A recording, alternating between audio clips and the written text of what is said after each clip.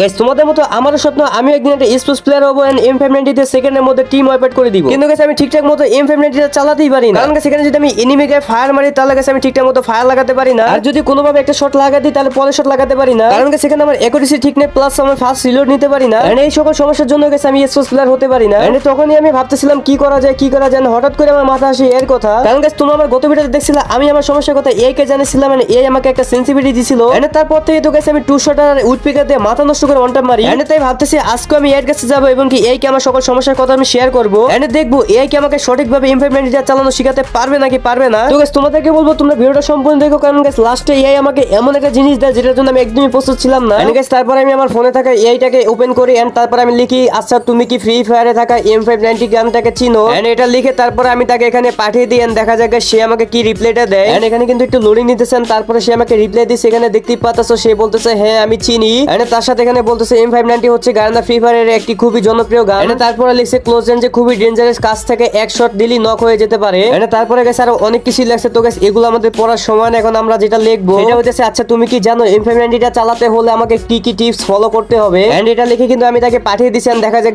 সে আমাকে কি রিপ্লাইটা দেয়। এন্ড এখানে কিন্তু দেখতেই পাচ্ছো সে আমাকে রিপ্লাইটা দিয়ে দিছে, সে বলতেছে হ্যাঁ একদম জানি M590 ঠিকভাবে চালাতে পারলে তুমি ক্লোজ ফাইটে একদম বেস্ট হয়ে যেতে পারো। এন্ড তাছাড়া দেখতেই পাচ্ছো সে কিন্তু আমাকে প্রো কিছু টিপস দিয়ে দিছে। এখানে লিখছে M590 চালানোর সেরা কিছু টিপস। এন্ড তাছাড়া এখানে লিখছে এই গান দিয়ে শুধু কাছাকাছি ফাইটের জন্য, দূর থেকে মারতে গেলে ড্যামেজ কম পড়ে। সে আমাকে বলতে চাচ্ছে আমি এই গানটা যাতে লং রেঞ্জে না ইউজ করি। তো গাইস এগুলো তো আমরা সবকিছু জানি, তো আমাদের যেটা দরকার সেটা আমরা খুঁজে বের করি। এন্ড এই যে দেখতেই পাচ্ছ সে আমাকে বুঝিয়ে দিতেছে গাইস এম আমাকে একদম বডি বরাবর রাখতে বলছে।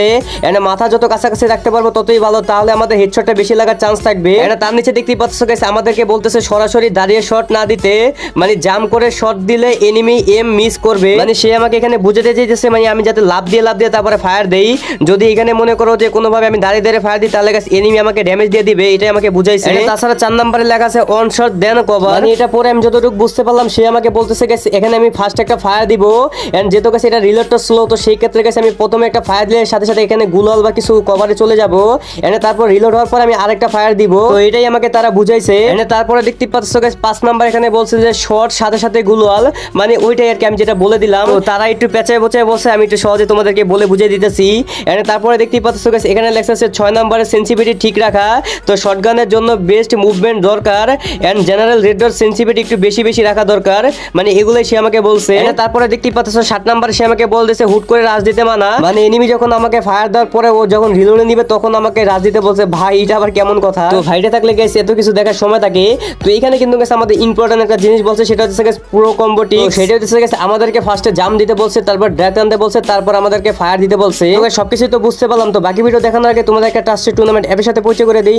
গাইস তোমরা যারা টুর্নামেন্ট খেলতে চাও তোমরা কিন্তু চাইলে খেলো বাংলাদেশ অ্যাপে টুর্নামেন্ট খেলতে পারো। এন্ড এই অ্যাপের লিংক ভিডিওর কমেন্ট বক্সে দেওয়া আছে, অথবা তোমরা যদি যে কোনো ব্রাউজারে গিয়ে সার্চ করো খেলো বাংলাদেশ, তাহলে কিন্তু তাদের অফিশিয়াল ওয়েবসাইটটা চলে আসবে। ওখান থেকে তোমরা অ্যাপটাকে ডাউনলোড করে নিবা। এন্ড অ্যাপটাকে ডাউনলোড করার পরে I M a new user register এখানে তোমরা ক্লিক করে দিবা। এন্ড ফার্স্টে তোমাদের একটা নাম দিয়ে দিবা, তারপর একটা ইমেল অ্যাড্রেস দিয়ে দিবা, তারপর একটা ফোন নাম্বার দিয়ে কঠিন একটা পাসওয়ার্ড দিয়ে ক্রিয়েট অ্যাকাউন্টে ক্লিক করে তোমার অ্যাকাউন্ট খোলা হয়ে যায়। এন্ড অ্যাপের ভিতরে ঢুকলে দেখতে পারবা এই অ্যাপে আছে BR match, survival match, clash squad match, CS2 versus lone wolf match, তার সাথে আছে ফ্রি ম্যাচ। এন্ড তোমরা যারা গিভঅ্যাওয়ে নিতে চাও তোমরা কিন্তু চাইলে তার টেলিগ্রাম চ্যানেলে জয়েন থাকতে পারো। এন্ড এখানে কিন্তু তারা প্রতিদিন গিভঅ্যাওয়ে দিয়ে থাকে, তো তোমরা কিন্তু গিভঅ্যাওয়ে গুলো মিস করো না। এন্ড কোনো প্রকার কোনো সমস্যা হলে এখানে কিন্তু তোমরা অ্যাডমিনের সাথে সরাসরি যোগাযোগ করতে পারবা। এন্ড অবাক করার বিষয় হচ্ছে গাইস আমি নিজেও কিন্তু এখানে রেগুলার গেম প্লে করে থাকি, তো তার মানে তো গাইস বুঝতেই পারছো অ্যাপটা কতটা পরিমাণে ভালো। তো তোমরাও যা ডাউনলোড করে উড়ে ধরে গেম খেলে টাকা কামাও। এন্ড গাইস চলে আসলাম অ্যাডে পরে। তো গাইস এখন আমরা যেটা সার্চ করব সেটা হচ্ছে গাইস আচ্ছা তুমি কি আমাকে এটার জন্য সঠিক সেনসিটিভিটি আর হচ্ছে সঠিক ফায়ার বাটনের সাইজ দিতে পারবা। এন্ড তারপরে একটু লোডিং দিলাম, লোডিং দেওয়ার পরে দেখতেই পাচ্ছ সে এখানে বলতেছে হ্যাঁ পারবো, তোমার জন্য একদম M590 প্রো সেটআপ বানিয়ে দিচ্ছি। আর গাইস আমি কিন্তু এখানে তাকে ক্যারেক্টারের কথা বলছি, সেটা আমি ভুলে গেছি।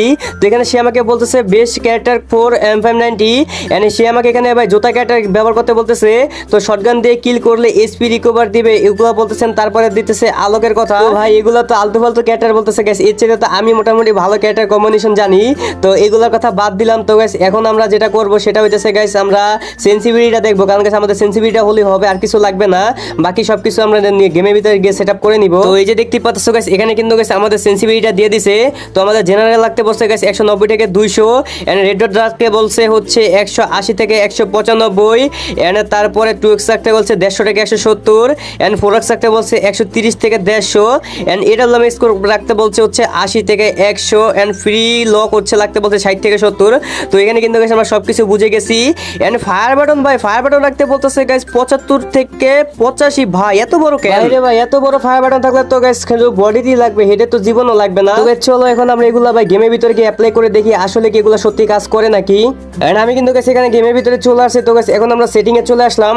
এন্ড এখন গাইস আমাদের সেনসিটিভিটিটা গাইস আমরা ঠিক করে নেব। তো গাইস আমাদের রেড ডট রাখতে বলছিল, সরি জেনারেল রাখতে বলছিল গাইস 190। তো এখানে কিন্তু গাইস আমরা 190 রেখে দিছি। এন্ড আমাদের রেড ডট রাখতে বলছিল গাইস এখানে 180। তো গাইস এখানে কিন্তু গাইস আমরা 180 দিয়ে রেখে দিব। এন্ড তারপরে গাইস আমাদের টু স্কোপ রাখতে বলছিল গাইস 150, এখানে 150 রেখে দিছি। এন্ড তারপরে ফোর স্কোপ রাখতে বলছে 130। তো এখানে গাইস আমরা 130 রেখে দিছি। এন্ড গাইস এখানে আমাদের স্নাইপার ভাই এগুলা তো ভাই আমাদের এগুলা কোনো কাজে আসবে না। তো তারপরে গাইস এগুলো আমরা আমাদের মন মতন গাইস আপাতত রেখে দেই।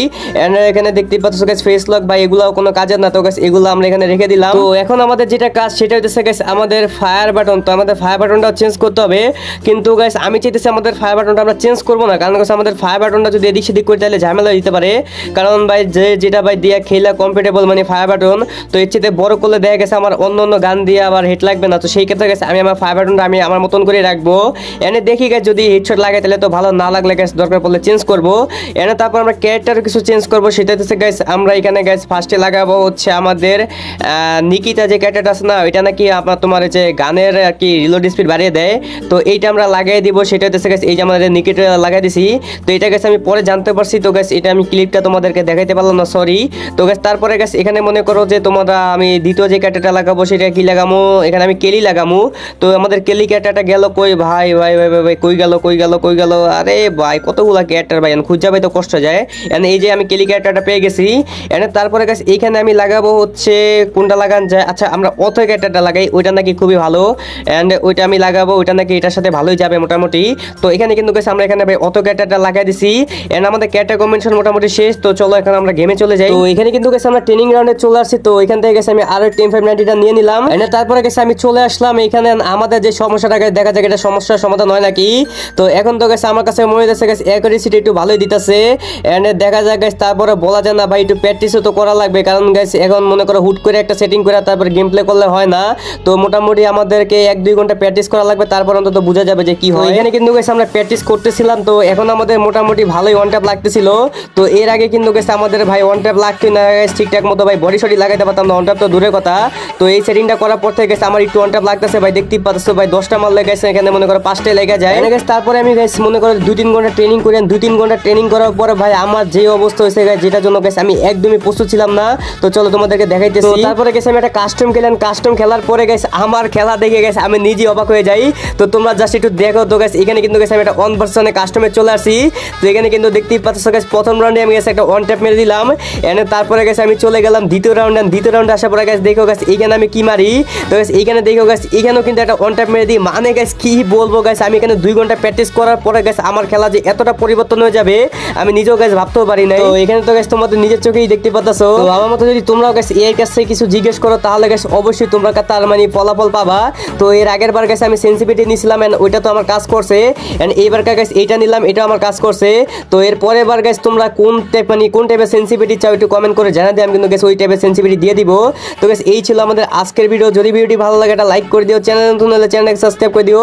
আর নেক্সট কোন টাইপের ভিডিও দেখতে চাও অবশ্যই এটা কমেন্ট করে দিও। আর গাইস হ্যাঁ তোমরা কিন্তু অবশ্যই প্র্যাকটিস করবা, প্র্যাকটিস করে কিন্তু তারপরে তোমরা রেজাল্টটা পাইবা। প্র্যাকটিস না করে কিন্তু কেউ আবার উল্টাপাল্টা কমেন্ট করো না। তো এটা কিন্তু অবশ্যই মাথা রেখো। তো গাইস আজকের জন্য বিদায় নিতেছি। তো আল্লাহ হাফেজ গাইস।